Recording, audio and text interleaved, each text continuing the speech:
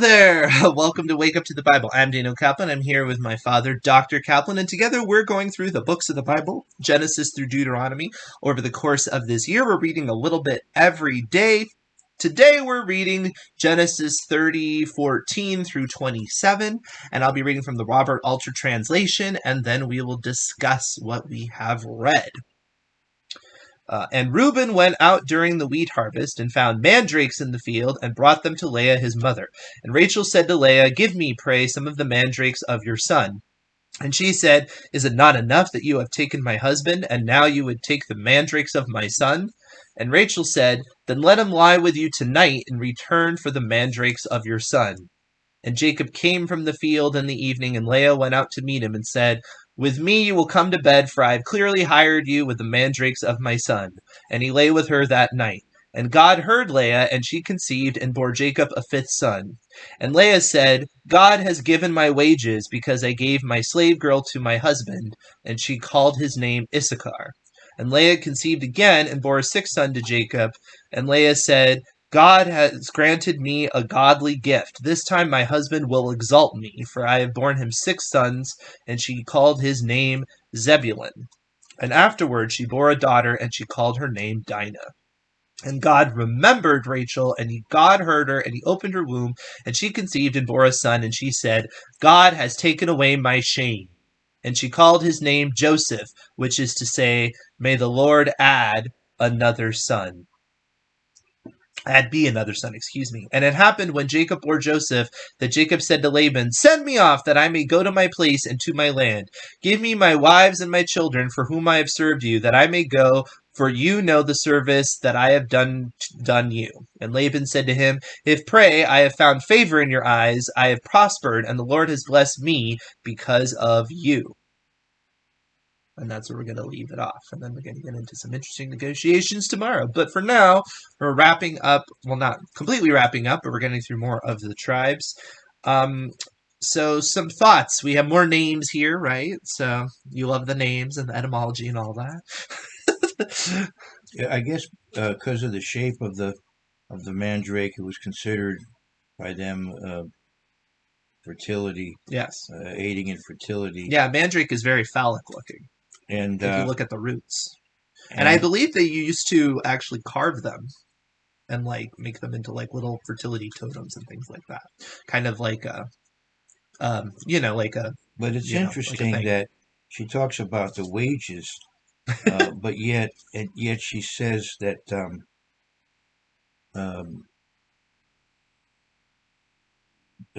God has given me my wages because I have given my maid to my husband. Mm-hmm. So she actually,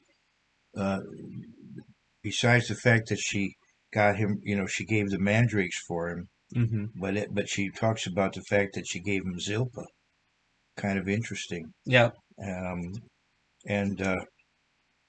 that's so it's her reasoning. I'm not sure this is from our perspective this would be an appropriate way to think, but she believes that it was a positive thing that she gave him Zilpah. Right. It worked out for the best, but yeah, it would seem to be Plan B. If you want 12 tribes of Israel, this wouldn't seem to be the ideal way to do it. But it is interesting. Well, it's particularly strange in Leah's case, because you could understand Rachel's case a little bit more because she wasn't having, but Leah was pretty fertile, and yet she was just wanting to be competitive, I guess. And so she was, using her servant as well, just to rack up some more numbers. Well, she kept hoping that finally, the husband would really, be favorable to her, which is all through the, through the years. And of course, eventually she had him to herself in a way because Rachel finally dies. Right. But even with a sixth son, my husband. I'm not so happy with Alter here because here the New King James says, "Now my husband will dwell with me because I have borne him six sons." So that's another way to translate it. But in any case, she's still on that theme. Maybe after six, he'll finally, really love me after six. So it's just this constant feeling that she has about it. Yeah. Yeah, he says the verb for exalt is no more than an educated guess. All right. Yeah. So So you like their like exegesis better to go that direction in terms of what it might mean, since we have to make an educated guess. That would make sense. Now it's interesting. The founders of the colonies, at least in New England, were very biblically literate. Yep. And so we have the Mather family or Mather family in the Puritan realm. And there was a famous Puritan named Increase Mather. Mm-hmm. And that's a translation of Joseph. Right. But nowadays we just don't translate the names. We call people Jacob, Joseph, Mark, whatever we call them. My name's Mark. Right. We call people Daniel. Well, I knew what the names meant when I named my Right. children. Right, but you called me Daniel, not God is my judge, right? Well, yeah, right. That part's true. Yeah, because you could with hyphens. Yeah, There are Bibles like that. There actually was a Bible that just came out in the Canadian region because they're trying to appeal to indigenous people. It's kind of a woke thing, and anyway, they'll put in the name because that's what indigenous tribes will do is they'll have names that's like bada bada bada bada. So they'll just, instead of saying Daniel, it'll be God is my judge with hyphens. Oh, I see. Okay. I mean, that's kind of nice to have, Right. Okay. But we should keep in mind that all through the Bible, people are given names that had meanings to the ones who heard the name. It's like calling somebody Red or Whitey, yeah, or Felicity or Charity, Hope. Some of these Faith. Yeah, we do have names like that. Right. And so in the biblical context, when they heard the name, it conveyed a meaning to them immediately. Yeah. If you think of, though, from a literary standpoint, I really feel like Rachel's kind of the typical tragedy of somebody fixated on a single point and it leads to their demise, because she first says, I need children or I'm going to die. And then as soon as she has a child, she's like, I want another one. It's just like this obsession with her that does not seem to be well, and then in the way things unfold, it ends up being her Well, undoing. it was in that culture really important for the woman to have children.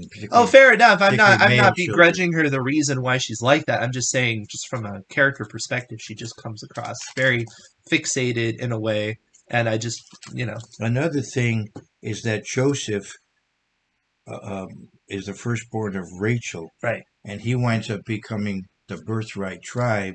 So may he add, he becomes the prosperous tribe. So the name again is a prophetic thing. As I'm trying to tell you, these names are quite significant. Right. There's interesting word choices going on here, as like the way he translates it is, with me you will come to bed, and then all this bed stuff. This is not the same thing as back. I mean, and there's a reason the Bible uses different words for sexual conduct, and this is very detached, almost animalistic. This is not the same sort of they knew each other, that because this is not that kind of situation. This is much more base, for lack of a better words, and it's just honest about it. Yeah. It's just honest about it. This is very frank sort of discussion. This is not normal.